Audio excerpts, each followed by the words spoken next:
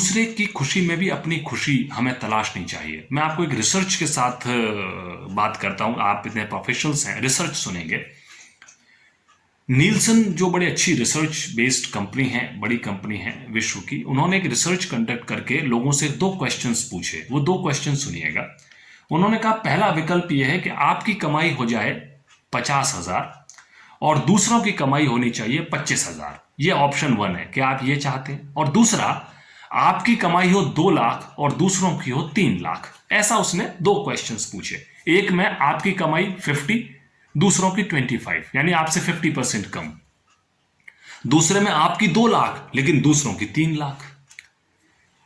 आप बिलीव करें या नहीं करें, maximum persons opted for step A और ऑप्शन ए, यानी मैं भले ही कम रह जाऊं, मुझे 2 लाख नहीं चाहिए, मुझे दूसरों से ज्यादा बड़ा दिखना है। यही पागलपन है। दूसरों से बड़ा दिखने के चक्कर में हम लोग खुद की प्रगति को भी कबाड़ा करने में लगे पड़े हैं। हम दूसरों की प्रसन्नता से बहुत ही दुखी हैं। दूसरों की खुशी से दुखी होंगे तो खुश कैसे रहेंगे? अब जरा आप इस जगह पर एक चीज सोचिए। आप बहुत परेशान हैं, आपको पैदल चलना पड़ रहा है, आपकी कार खराब हो गई है और आपको लग रहा है ओ माय गॉड मेरी कार खराब हो गई, this is not fair, car वाले को देख लूंगा। जनाब, उस आदमी के बारे में सोचिए जिसके पैर ही नहीं है, जो चल नहीं पा रहा, जिसको ब्रेन स्ट्रोक आया है, जो खड़ा नहीं हो पा रहा, जो चलने को तरस रहा है। आपने कहा ओ माय गॉड आज मेरे पास शाही पनीर बटर मसाला नहीं है और गुलाब जामुन नहीं है। हंगर इंडाइसिस की रिपोर्ट देखिए, कितने लोग रोजाना अपना पेट भर पा रहे हैं। मैंने रिसेंटली अखबार के, आप भी शायद अखबार की कतरन पढ़िएगा, आप सभी समझते होंगे, मैंने पढ़ा और सीखा, अगर आपके माता पिता जीवित हैं, आपको शिक्षा मिली हुई है, खाने को रोटी है, मकान है और आप रोजाना ये आपको पता है कि आपको कोई ना कोई काम मिल ही जाएगा, अगर आपके पास में ये सब चीजें स्टैंडर्डाइज्ड हैं तो आप विश्व के टॉप 7% के अंदर आते हैं। 93% के पास ये सब खुशियां नहीं है, या तो पेरेंट्स नहीं है, या पैसा नहीं है, या कपड़ा नहीं है, या भोजन नहीं है, या नौकरी नहीं है, ये सब है तो आप फर्स्ट 7% के अंदर आते हैं। 4 कमरे के घर वालों की संख्या इस देश के अंदर कुल मिला के 6 से 7% भी नहीं है। 3 कमरे के मकान के अंदर भी 26% है। अभी रिसेंटली मैंने अखबार में पढ़ा है। तो खुश होना सीखना भी जरूरी है। मुसीबत क्या है कि हम लोग एक न जाने, अब आप इसको अदरवाइज नहीं लेंगे, कोई भी ट्रेजेडी आइकॉन्स बने हुए हैं, जिसको मारवाड़ी में कहते हैं रोवन खारा, रोते रहते हैं। अरे कोसना छोड़िए, कोसना ईश्वर का और खुद का दोनों का अपमान है।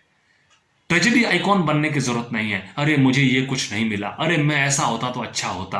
हर समय ऐसा रोना रोना जो है वो कोई अच्छी चीज मेरे हिसाब से नहीं मानी जा सकती। तो आपको प्रसन्नता के लिए तुलनाएं करना बंद करना पड़ेगा। शेर जंगल का राजा है, पानी के अंदर जाकर शिकार करेगा क्या? और शार्क है, वो बाहर आकर शिकार करेगी क्या?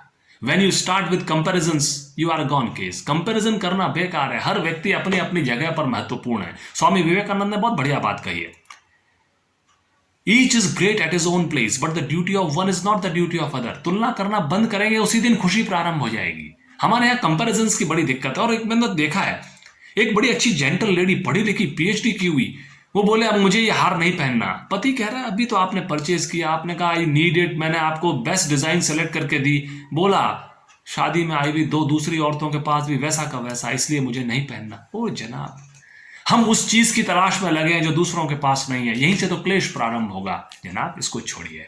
आपने जो क्वेश्चन किया, जितना मैं जानता था कि प्रसन्न होने के लिए क्या करें, अंतस से आती है, इनसाइड आउट है, आउटसाइड इन नहीं है। बाहर की रिसोर्सेज से खुशियां मिले ऐसा नहीं होता है, अंतस में होती है। It is very personal.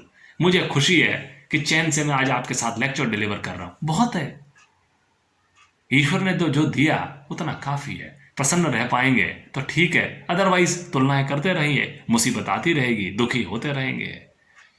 किया हुआ काम कभी वेस्ट नहीं होता और आदमी आपको अपने भाग का मिलता ही मिलता है। प्रारब्ध के फल होते हैं। थोड़ा पढ़ें, स्पिरिचुअल बने, शायद बेहतर अंदाज जा पाएंगे। ऐसा मेरा